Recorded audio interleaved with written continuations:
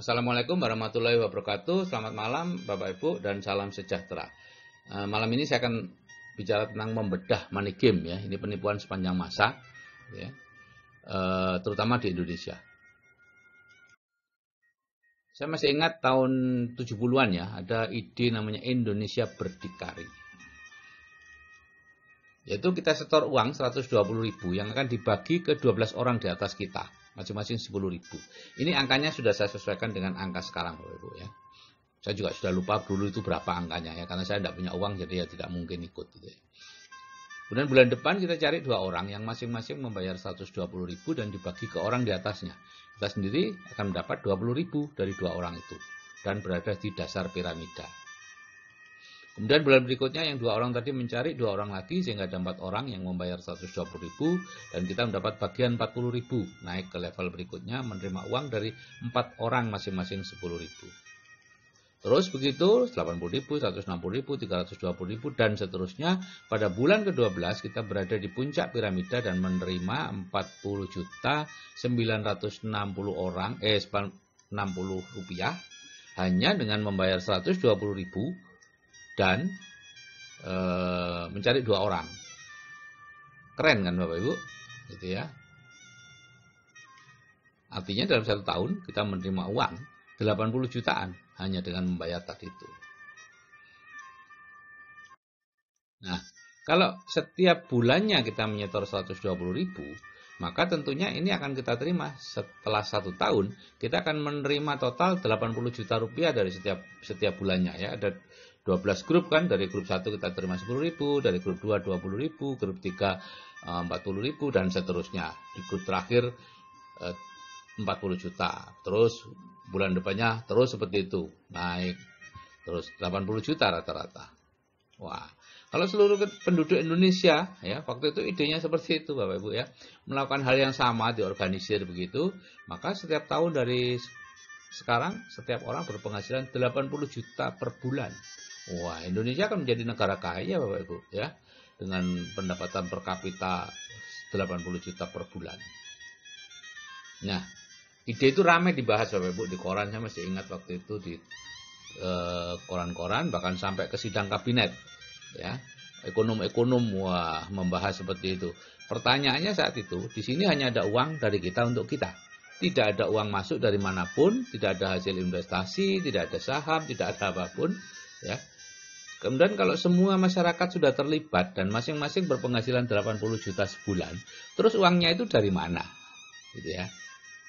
Uangnya itu dari mana Bapak Ibu? Gitu ya.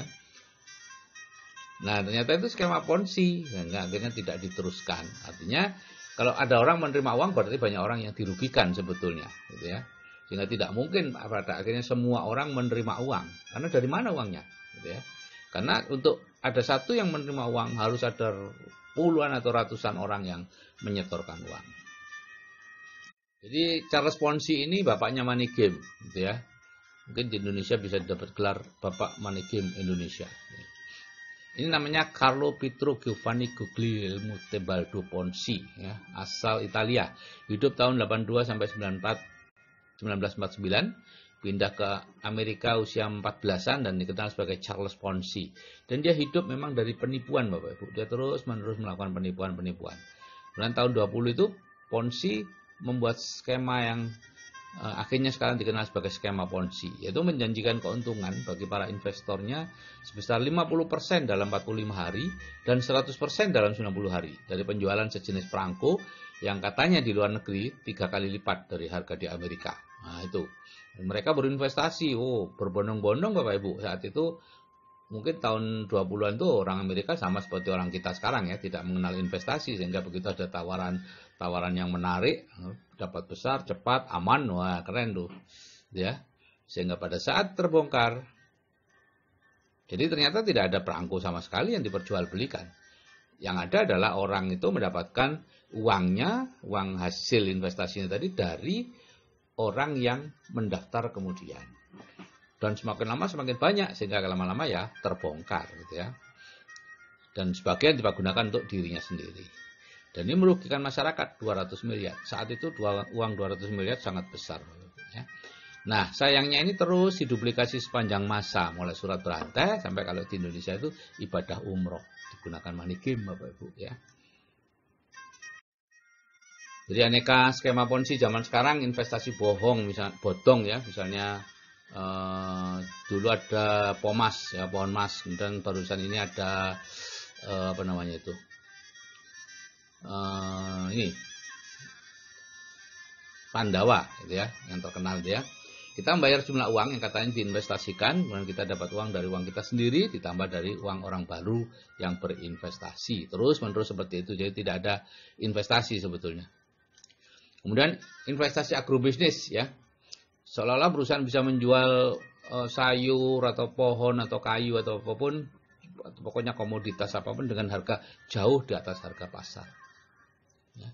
Dulu kubis Rp1.000 ya, umumnya Rp1.000 itu kisar ya, tahun 98 sampai 2003 itu kisar. Kurnia Subur Alam Raya gitu, itu mengatakan dia bisa menjual produk-produk sayur dengan harga yang sangat tinggi.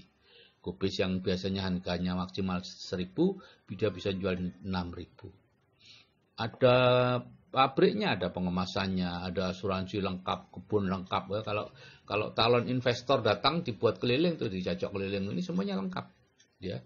Ya itu sebenarnya hanya kamuflase saja. Memang ada jual beli tapi tidak sebesar itu, tidak setinggi itu ya, jual beli biasa saja.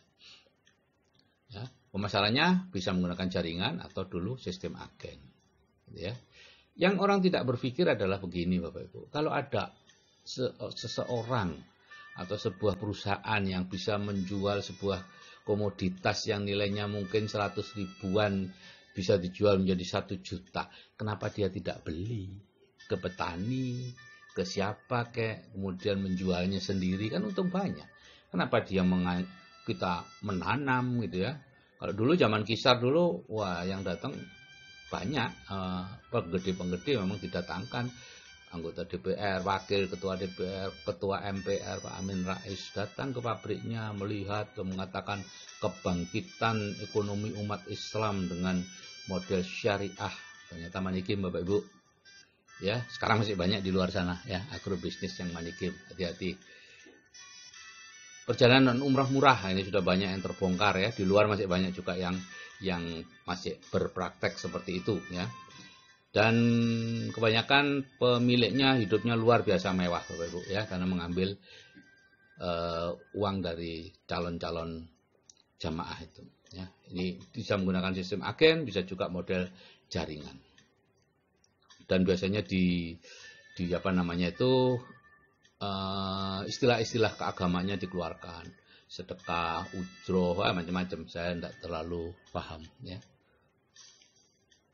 Kemudian konsep sistem piramida ya, model jaringan yang menyaru sebagai MLM tapi tidak memiliki produk atau produknya produk abal-abal. Ini konsep sistem piramida yang dikeluarkan oleh APLI ya, Asosiasi Penjualan Langsung Indonesia. Saya ambil dari webnya sana ya. Biasanya biaya pendaftaran keanggotaan berikut paket produk sangat mahal ya, sekalian jual produk jadi anggota gitu ya. Harga jual produknya sangat tinggi. Biasanya produk-produk ajaib, hasil penemuan baru ya, pengobatan eksotik dan sebagainya. Ya, dulu di rumah saya itu banyak produk-produk pengolahan air dari Korea ya. Ada yang air beroksigen, ada air yang dirubah molekulnya jadi seperti itu dan seterusnya. Banyaklah kreativitas yang kalau kita minum itu biasanya ada efek placebo, yaitu kita merasa lebih baik dan sebagainya. Termasuk juga saya kapan itu ke Cina, di sana banyak dijual kalung-kalung gelang yang dari keramik itu ya. Di sana harganya cuma 5 yuan untuk gelangnya, kalungnya 15 yuan atau sekitar 15.000 waktu itu ya. Padahal di sini dijual jutaan Bapak Ibu, katakan dari Jerman, macam-macam lah. Dan saya sering lihat orang pakai kalung-kalung seperti itu. Kemudian sistemnya dilakukan menyerupai multi level marketing, tapi dengan kaki yang terbatas ya. Kalau multi level marketing yang benar adalah sistem matahari Bapak Ibu ya. Itu yang betul, yang sesuai dengan syariah Islam ya. Kalau ini enggak, ada 2 kaki, 3 kaki, 4 kaki gitu ya. Karena yang masuk lebih dulu akan berada di puncak dan mendapat uang lebih banyak. Satu anggota boleh membeli lebih dari satu keanggotaan, disebut coupling atau paket. Kadang-kala awalnya masuk dengan paket hemat aja, 100.000, 200.000, ya. Setelah itu dirayu untuk menambah paket atau mengganti dengan paket-paket yang lebih baik, lebih tinggi, bisa jutaan, gitu ya.